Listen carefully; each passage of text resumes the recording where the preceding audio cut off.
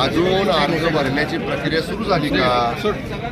अजून अर्ज भरण्याची प्रक्रिया सुरू झालेली नाही.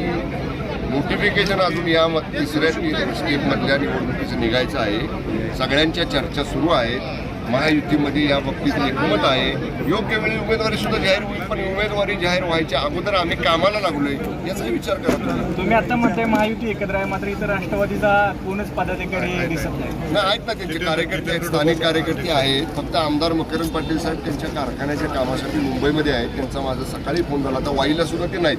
त्यांचा माझा फोन झाला. ती म्हटली मी कारखान्याच्या कामासाठी गेलोय, पहिला मेळावा तुम्ही घेऊन टाका, नंतरचा मेळावा आपण एकत्रपणे येऊ. साहेब, धाराशिवमधले शिवसैनिक आक्रमक झालेत. मुख्यमंत्री साहेबांना भेटायला मुंबईत यायला मुख्यमंत्र्यांना भेटायला पक्षाचे पदाधिकारी कधी येऊ शकतात. लोकसभेची जागा ठीक आहे ना, मग आग्रह करतील ते. पण आमच्या पक्षामध्ये आम्ही शिंदे साहेबांना पूर्ण अधिकार दिलेले आहेत. ठीक आहे, तर धाराशिवची उमेदवारी बाबतीत समजा काही लोकांचा आग्रह असेल, मान्य सीएम साहेबांना भेटतील, साहेब त्यांची जी चर्चा करतील त्यांचं समाधान करतील. राज ठाकरे महायुतीसोबत येतील. फडणवीस म्हणतात की महायुतीसोबत येण्यास अनुकूल आहेत राज ठाकरे.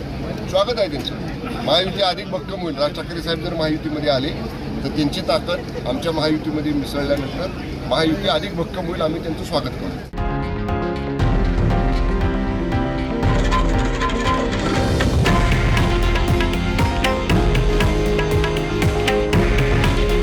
हे आहे देशातील नंबर 1 न्यूज नेटवर्क आणि आपण पाहत आहात TV9 मराठी.